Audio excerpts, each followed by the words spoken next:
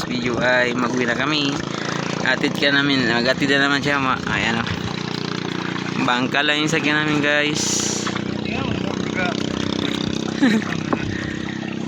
Ayan guys, so malakas yung agos ng tubig sa Pulangi. Ayan guys, so yan yung power bank natin. Ayan, all of salvage power bank. Ayan, malakas yung agos, pero yung alon ay medyo kalmado. Kalma siya, pero mamaya yan guys, maglakas na yan alon, kasi bangka lang yung gamit namin, tabok siya yung nagasagwan. Hindi kasi siya marunong mag-drive ng pambot. May pambot siya na, pero hindi mo siya mag-drive.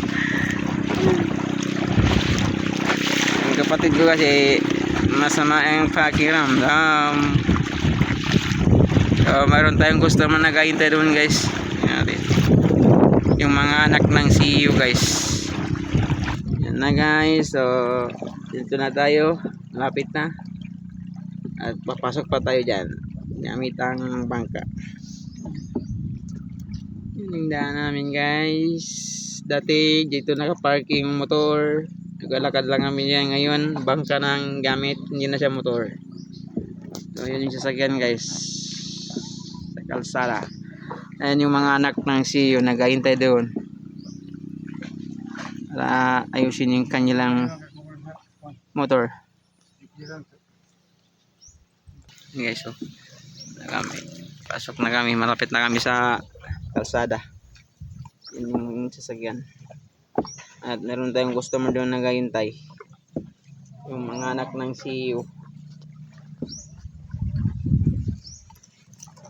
Ayan guys, shout out kay Babukurad guys. Ayan yan.